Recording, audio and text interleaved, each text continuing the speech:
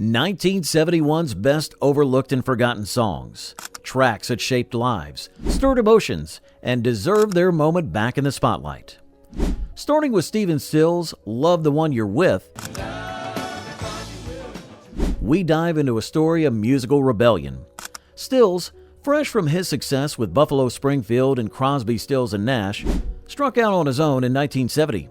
What many don't know is that he actually wrote this song while dealing with the painful aftermath of his relationship with Judy Collins. The song's message about casual relationships created quite a stir in conservative America, with several radio stations initially refusing to play it. During the recording sessions, Stills brought in an all-star cast including John Sebastian on harmonica and Rita Coolidge on backing vocals. The song's Latin percussion, inspired by Stills' time in Cuba and South America, was revolutionary for its time, blending American folk rock with Latin rhythms in a way that hadn't been done before. Here's something that'll surprise you. The phrase, "love the one you're with," wasn't Stills' creation at all. It came from Billy Preston, who used it as a casual piece of advice to Stills during a conversation about relationship troubles. The song went on to reach number 14 on the Billboard Hot 100. Melanie's Brand New Key, You got a brand new key. rolls in next with its deceptively simple melody. Melanie Safka wrote this song after breaking a 27-day fast with McDonald's French fries. The innocent-sounding roller skating theme actually caused major controversy, with many radio stations banning it for supposed sexual innuendo, something Melanie has always denied. The song was recorded in a single take, with Melanie fighting a bad cold that gave her voice that distinctive quality. Producer Peter Shekerick, who later became her husband, initially didn't want to release it as a single, believing it was too different from her usual folk style. The decision to release it came after their daughter kept singing it around the house. A fascinating detail, the roller skates referenced in the song were actually a metaphor for Melanie's childhood in Queens, New York. She never learned to ride a bicycle, so roller skates represented her freedom and independence. The song was later used in various films and commercials, but Melanie never saw much of the profits due to questionable contract dealings. Hamilton, Joe Frank, and Reynolds brought us Don't Pull Your Love, and their story is one of perseverance through adversity. The band formed from the ashes of T-Bone Walker's backing group, with each member having faced significant setbacks in their careers. Dan Hamilton had actually been fired from his previous band for refusing to adopt a more psychedelic sound. The recording of Don't Pull Your Love was particularly tense. Producer Steve Barry had to mediate several arguments between band members about the arrangement. The song's distinctive organ riff was actually added last, after a heated debate about whether it would make the track too commercial.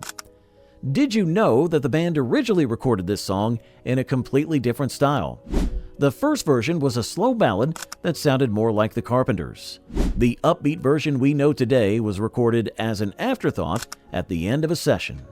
If these memories are stirring up your own stories from 1971, we want to hear them. Drop a comment below sharing your personal connection to these songs. And don't forget to hit that like button and subscribe. There's plenty more musical history to explore together. Share this video with your friends who lived through these amazing times. Neil Diamond's I Am I Said emerged during a particularly dark period in his life. After moving to Los Angeles for a screen test for a film about Lenny Bruce, Diamond found himself in therapy, grappling with identity issues. The song took 4 months to write, reflecting his struggle between his Brooklyn roots and his new life in Los Angeles.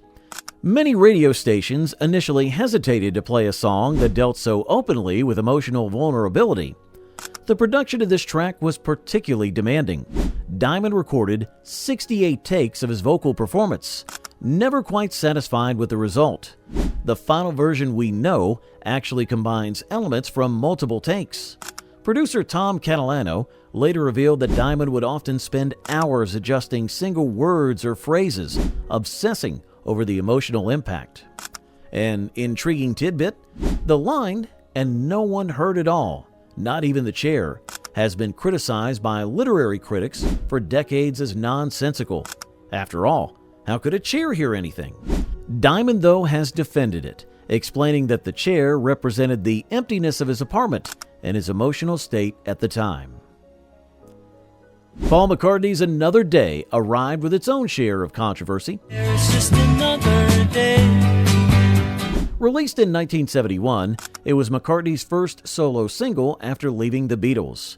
Critics dismissed it as lightweight compared to his Beatles work, with John Lennon particularly vocal in his criticism, even mocking it in his own song, How Do You Sleep?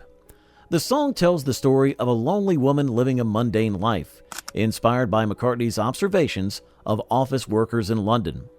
The recording sessions were intimate affairs, with McCartney playing most of the instruments himself. Linda McCartney's backing vocals were particularly controversial at the time, with many critics and fans questioning her musical abilities.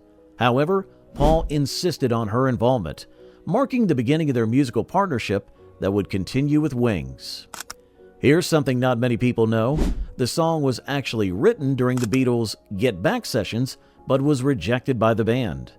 The original recordings featured John Lennon on harmony vocals, though these tapes have never been released. The five-man electrical band Signs stands as one of the most misunderstood protest songs of its era. And the sign said, long-haired. The Canadian band wrote it after driving down Route 66 and seeing endless billboards cluttering the landscape. Lead singer Les Emerson invested his last $500 in recording the song, nearly bankrupting himself in the process. The song was initially released in 1970, but flopped completely. It wasn't until 1971 that the song finally found its audience, climbing to number 3 on the Billboard Hot 100. Record executives had originally wanted to tone down the anti-establishment message, but the band refused to compromise. The song's success came with its own irony and made the band wealthy enough to start seeing those long-haired freaky people signs from a very different perspective. The real kicker? The building that inspired the "and the sign said you've got to have a membership card to get inside" line was actually a yacht club in Ottawa that had rejected Emerson's membership application years earlier. Are these songs bringing back memories? Share your stories in the comments below. And don't forget to hit that like button if you're enjoying these musical revelations, and subscribe to join our growing community of music lovers who live through these incredible times. Help us preserve these memories by sharing this video with friends who will appreciate these forgotten classics.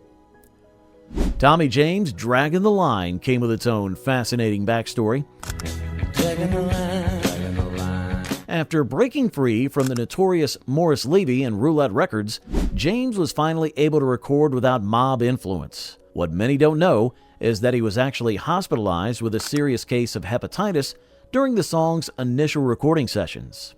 The song's hypnotic rhythm came from an accidental studio technique. The engineer had mistakenly left the tape running at a slightly wrong speed, creating that distinctive dragging sound that became the song's trademark. The happy accident became part of the final mix, though it took dozens of takes to replicate it consistently. Fun fact, the phrase "dragging the line" had nothing to do with fishing or drugs, as many have speculated.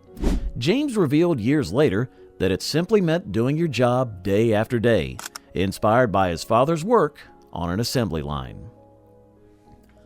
Murray Head's Superstar from Jesus Christ Superstar brought religious controversy to the pop charts. The song, written by Andrew Lloyd Webber and Tim Rice, was actually banned in several countries for its portrayal of Judas Iscariot as a sympathetic character. Head, primarily an actor, found himself thrust into the music world almost by accident. The recording featured an array of top session musicians, including members of Led Zeppelin's backing band. The orchestral arrangement was revolutionary for its time, blending rock elements with classical orchestration in ways that hadn't been attempted before. Many Christian groups protested the song's release, inadvertently helping it climb the charts. Here's a lesser-known detail.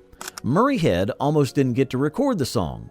The role was originally offered to Paul McCartney, who turned it down. Head got the part after Rice heard him singing in a London pub. Stevie Wonder's If You Really Love Me marked a crucial turning point in his career. You really love me. This was one of the first songs where Wonder took complete control of his production, fighting against Motown's traditional assembly line approach to making records. Berry Gordy initially didn't want to release it, thinking it was too complex for pop radio. The song's innovative use of synthesizers and complex chord changes was years ahead of its time. Wonder recorded most of the instruments himself, which was unusual for Motown productions. The backing vocals, featuring Wonder's ex-wife, Sarita Wright, were recorded backwards and then reversed, creating their unique sound. A fascinating detail, the song's original title was Check Your Mind, and it had completely different lyrics focusing on social consciousness rather than love. Wonder rewrote it entirely the night before recording. And John Lennon's Imagine closes our journey through 1971. Imagine all the people. While this song hasn't been forgotten, its initial release was actually quite controversial. Many radio stations in the American South banned it for its anti-religious sentiment, and it was censored in several countries for its subversive message. What's often overlooked is that the song's melody was partially inspired by several compositions by his wife, Yoko Ono. The recording sessions were surprisingly tense. Producer Phil Spector clashed with Lennon over the arrangement, wanting to add his trademark wall of sound. Lennon insisted on the simple, stark arrangement we know today. The white room where the video was filmed was actually a temporary set. The couple's home was being renovated at the time. Here's something that might surprise you. Lennon later admitted that the song's message was virtually the Communist Manifesto. He fought with EMI to release it without a label to avoid any commercial association, though he eventually had to compromise. And there you have it, friends. 10 remarkable songs from 1971 that deserve to be remembered. Each one carries a piece of our history, our struggles, and our dreams. If you've enjoyed this musical journey through time, make sure you've subscribed to catch our next volume of Forgotten Classics. Hit that notification bell, and don't forget to share these memories with friends who lived through these extraordinary times. Until our next musical adventure, keep the spirit of 71 alive.